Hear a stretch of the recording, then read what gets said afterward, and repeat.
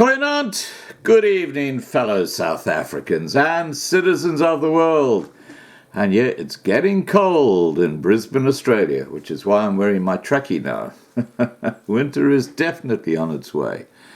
Now, yesterday we had the most fascinating, engrossing, great debate with Philippe and Simon. And it went for 3 hours.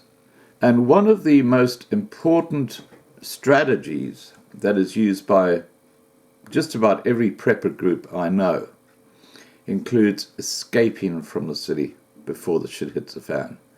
And that's one of the things that Simon referred to. He said that, you've got to get out of the city. And that's where part of the discussion was. But if you want to listen to the great debate, you're going to have to listen to it.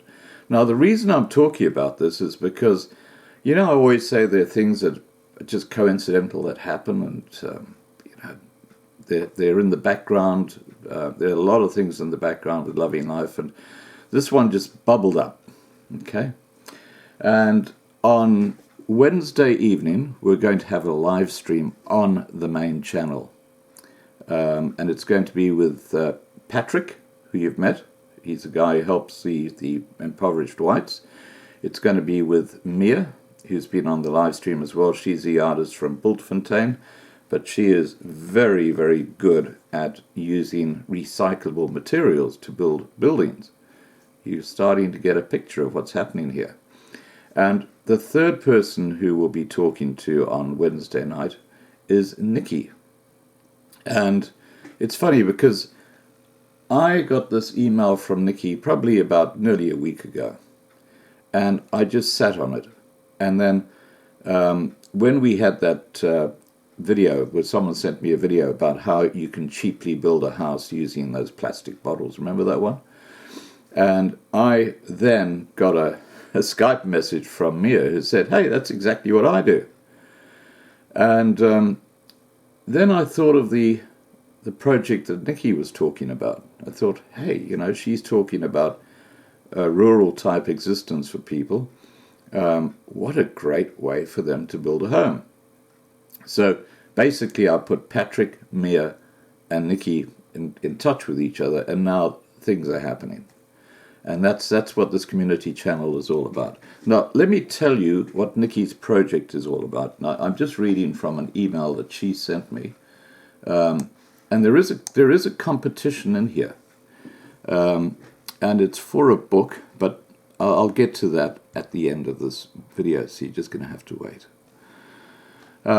All right, now, what Nikki has said is a fundraiser for Mother's Mission Retreats. Hi, Scott, I should have sent this months ago. I apologize to you, but this is a sensitive project and difficult to discuss in writing. However, Ria has shown some interest in our retreat project. Please be so kind as to put us in email contact, which has happened. Ria is now in contact with Nikki. As I mentioned before, I've been doing community work in KwaZulu-Natal's South Coast for over 20 years. In 2008, Mother's Mission was born, mainly to give our projects a name to work under. We distribute mainly second-hand goods. Any public donations are normally deposited directly into the project's account, e.g. Reinhardt's Place in Pumula is a home for mentally retarded. Annalee Haven is a retirement home, school, etc. Anyone can join Mother's Mission. We have many community projects addressing child and pension poverty.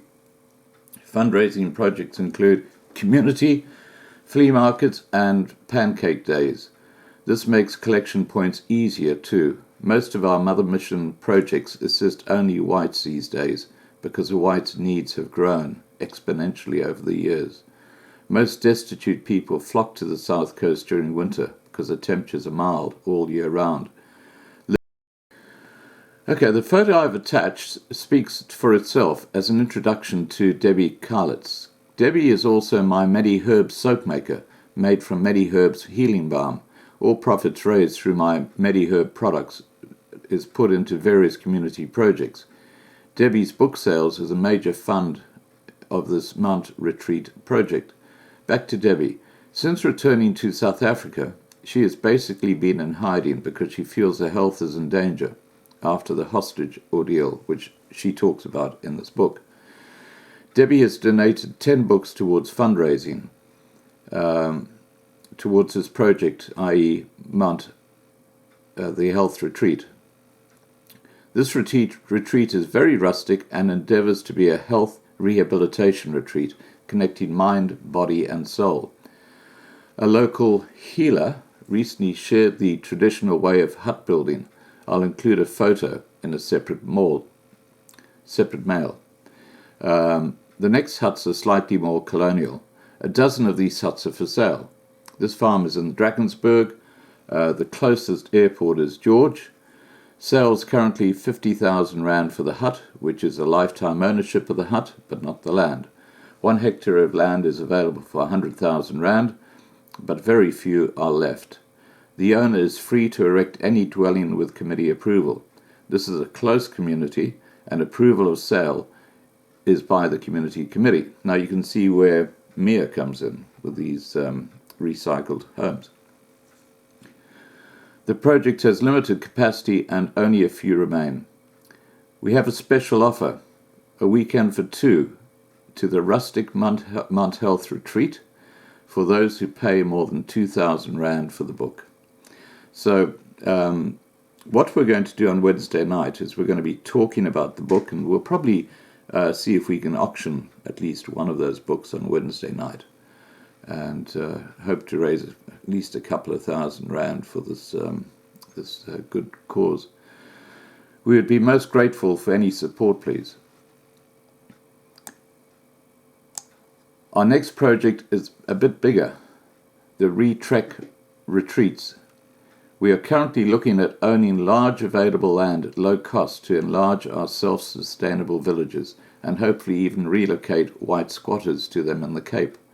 This project requires investment and ideally international investors and support, which would also help secure the land title deeds against expropriation without compensation. The trust, for example, may consist of 20 partners, each donating 110,000 rand, which would come to 2.2 million rand, e.g. a 1,500 hectare farm in Uniondale selling for 2 million rand. The proposal: each member of the trust will have full and private use of only half their land purchased, as the other half will be used for the community purposes. We intend to develop kibbutz-type family retreats. The land purchases must not be financed by any bank, thus the land title deeds must be owned 100% by the trust and not the bank. Scott, we would be most grateful for any involvement from Loving Life and the community. The KwaZulu-Natal South Coast supports the lowest income per capita, with the most corrupt government in charge. An epic humanitarian crisis that is unfolding before our eyes, not only in KwaZulu-Natal, but most concerning is along our borders. Ultimately, the country will need to secede, so the sooner the whites move, the better. Immigration will result in a total blackout in Africa, and hundreds of millions will do this. We need more Aranyas to protect ourselves and live in peace. Thank you once again for your incredible work. May God do its mighty work through your efforts. You are our light at the end of the tunnel. Well, thank you, Nikki. So, Wednesday night, we're going to be having a live stream with Nikki on her project, with Patrick, who's going to be talking about, obviously, the squatter side, how they could be involved, and with Mia, who, again, is very, very competent at building recyclable buildings. And what I'll do is I'll actually put some video footage after this intro, where you can actually see one of the recycled homes that Mia has built. And it's quite incredible. It really is.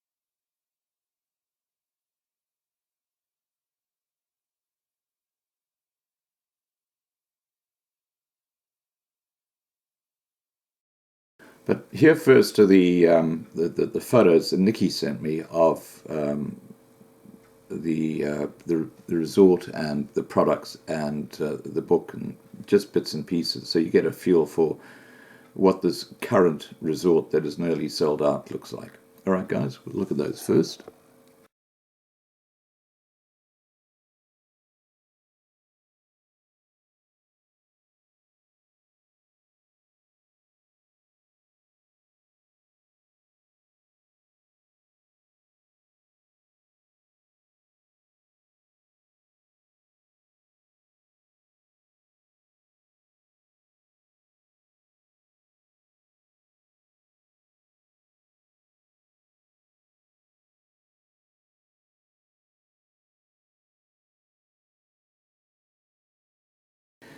Okay, wrote to me, and this is just a totally alternative form of, I guess, escape housing for people if they're going to set up an escape position outside the city on a farm or on land. A very inexpensive form as well, and it's called the Cube for 6 people. And says, what is it all about? It's a livable cube for 6 people maximum. That's as basic as can be. A 1,000-litre JoJo can with a pump that supplies water at municipal pressure to the inside. Toilet, shower and basins will work as normal with a 10-litre geyser for quick showers and dishwashing. Solar power will be 5 kilowatt on a sunny day, with batteries holding 4 kilowatt with a 3 kilowatt inverter. The power system is designed to run on a generator if needed, 2 kilowatt generator, to charge batteries. More can be added later in way of batteries and solar panels. And he says, let's call it 120,000 Rand, excluding a land, generator, furnishings, interior, and water catchment roof. This is the most basic habitat I can come up with, that with time and some money one can build into a fortress that is fireproof, intruder resistant, and can be fortified to withstand bombs and shrapnel to an exemptable extent. Now, I need help finding some like-minded people. If you know of anyone that would be interested and somewhere I can get land in the middle of nowhere, depending on area, 1 to 6 hectares per cube, this is the next logical step for me. At the bottom of the mail is a basic layout for a couple. Just ignore the windows, but with bunk beds it can hold a lot more people. And then he sets out the costs. And what I might do is I'll actually attach an image of the cube so you get an idea what he's talking about. And look, I'm just putting these ideas out there. If there's someone's interested who wants to get involved in this guy's project, because we're talking about escape options, which is exactly what Sate Landers and Nikki is talking about. But yeah, look, I'll just quickly read out the costings that he's got here. Plumbing, JoJo, septic tank, 2,000 litre, 10,000 Rand. JoJo, horizontal water tank, 1,000 litre, 5,000 Rand. Extras, 5,000 Rand. Geyser, 10 litre, 5,000 Rand. Building, container, 6 metre, 30,000 Rand. Footer, slab, fibre reintroduced, 20,000 Rand. Power, this is a UPS system without solar power. Multi-plus, and then he goes on to give all the techos, and he says about 2,500 Rand.